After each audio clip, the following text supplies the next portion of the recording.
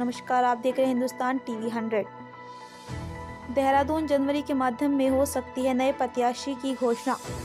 यहाँ बता दें कि कांग्रेस पार्टी अब धर्मपुर सीट पर प्रत्याशी बदलने की दबाव पर है। इसलिए अब सूत्रों के द्वारा खबर मिल रही है कि धर्मपुर सीट पर अब कांग्रेस किसी गढ़वाली चेहरे पर दांव लगाएगी, क्योंकि यहाँ कांग्रेस के सामने भाजपा के दिग्गज नेता अपराजित विनोद चमोली सामने हैं, जो 10 साल देहरादून के मेयर भी रहे और उनकी छवि भी साफ है और धर्मपुर विधानसभा क्षेत्र में उनका अच्छा खासा प्रभाव माना जाता है, क्योंकि विनोद चमोली एक गढ़वाली चेहरा है। इसलिए धर्मपुर सीट पर उनकी गढ़वाली वोट बैंक भी बहुत मजबूत है। इसलिए कांग्रेस उनके सामने किसी गढ़वाली चेहरे को खड़ा करना चाह रही है, जो गढ़वाली वोटों में भी सेंध लगा सके और यहाँ पार्टी को जितवा सके। सूत्रों के अनुसार इस सीट पर रावत भी चुनाव लड़ सकते हैं।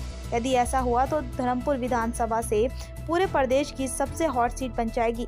कांग्रेस कार्यकर्ताओं में खुशी की लहर। विधानसभा से बहुत सारे कैंडिडेट दावेदारी कर रहे हैं कांग्रेस प्रत्याशी, तो आप किस कैंडिडेट को सब पसंद कर रहे हैं और क्या लग रहा है किस कैंडिडेट को टिकट होना चाहिए? हमारे यहाँ से तो धर्मपुर विधानसभा के लिए पूरन सिंह रावत जी को ही सब लोग पसंद कर रहे हैं। हमारी पार्टी के साथ पूरन सिंह रावत जी के साथ सरदार वोट का गढ़वाली वोट बहुत ज़्यादा है और यहाँ पर जो है सबका सहयोग पूरन सिंह रावत जी के साथ करीब 6 महीने से प्रयास किया जा रहा है और वो भी प्रयास में पूरे 5 साल से डटे हुए हैं। 32-33 साल उन्होंने कांग्रेस में सेवा की है, 2 बार ऊपर से प्रधान भी रह चुके हैं। एक बार पहले वो टैक्सी यूनियन के प्रधान भी रहे और 2 बार वो इस कांग्रेस की तरफ से जेल में भी जा चुके हैं और जेल भी उन्होंने 18 दिन 24 दिन की काटी हुई है। इसलिए हम उनके साथ ही मिलकर के उनको लाना चाहते हैं। आपको लग रहा है सर, जो आपने उन्हें 38 साल कांग्रेस को दिया उस आधार पर उनको टिकट हो जाए या जनता के बीच में जाके उन्होंने कार्य किया? जनता के बीच में आने के बाद, देहरादून में आने के बाद उनको 18 साल हो गए। उन्होंने जो कार्य यहाँ किए हैं उससे सब जनता खुश है और जनता के लिए कार्य किए हैं।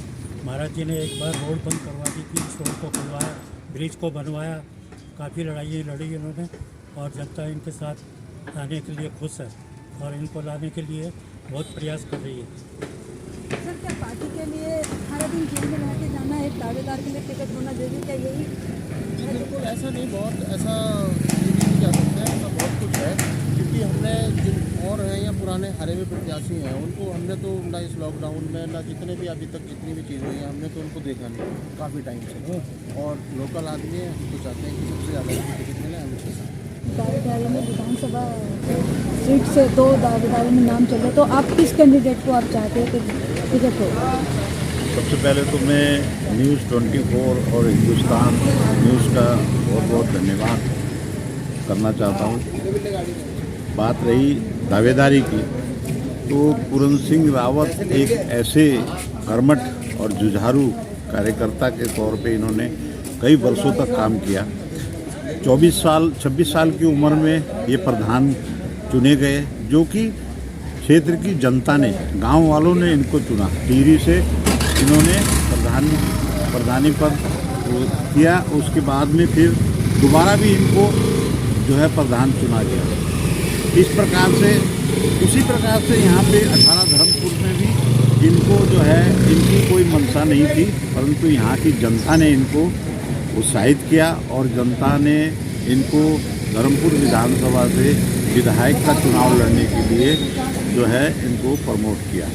और जनता के रुझान को देखते हुए आप सब देख रहे हैं, हर उसमें, हर सभाओं में, हर रैली में जो है जनता का एक बहुत बड़ा सैलाब, आक्रोश जो है इस प्रकार से दिखाई दे रहा है कि पूरन सिंह की चाहत अब हर एक के जुबान पर है। धर्मपुर के विधानसभा क्षेत्र के वासियों को कहें या वहाँ की जनता के बारे में, तो हर जनता के मुंह पे ये है कि इस बार जो है बदलाव होना चाहिए और इस बार अगर बदलाव नहीं हुआ तो धर्मपुर विधानसभा में निर्णय कुछ भी हो सकता है। इसलिए धर्मपुर विधानसभा की जनता पूरन सिंह रावत जी को चाहती है कि वो विधानसभा का चुनाव लड़ें और कांग्रेस को मजबूती करें। कई सालों से, 3-4 सालों से ये, पिछले 3-4 सालों से ये क्षेत्र में काम कर रहे हैं और क्षेत्र के लोगों से मिल रहे हैं, उनके सुख दुख में खड़े हो रहे हैं और क्षेत्र का विकास के लिए हर जगह जाके ये बातचीत भी कर रहे हैं और लोगों से जनसंपर्क भी कर रहे हैं। सिंह रावत की जो दावेदारी चल रही है तो जो सोर्स से उनका नाम चल रहा है, क्या लग रहा है सर इनको टिकट होगा कि नहीं, क्या लग रहा है? इनको टिकट होना चाहिए और क्षेत्र के हिसाब से इनको टिकट मिलना ही चाहिए, क्योंकि एक नवयुवक है और कार्य बहुत मतलब क्रियाशील है। इनका टिकट होना बहुत ज़रूरी है।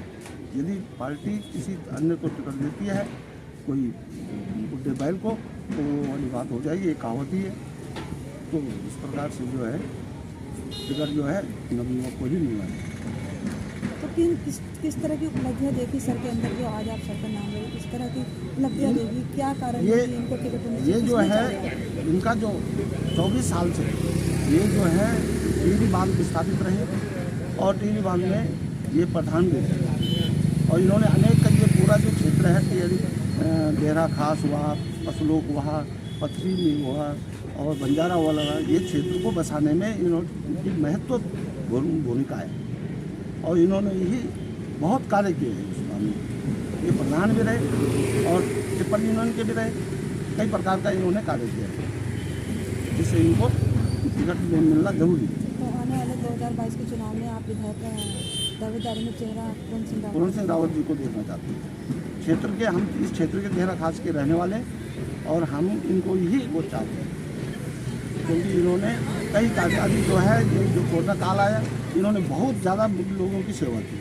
ब्रह्मपुरी, चमलपुरी, विद्या विहार और कई जगहों में इनका जैसे राशन का वितरण, खाना देना गरीब आदमी को, इस प्रकार का कार्य बहुत किया है। तो इसलिए इनका होना जरूरी है।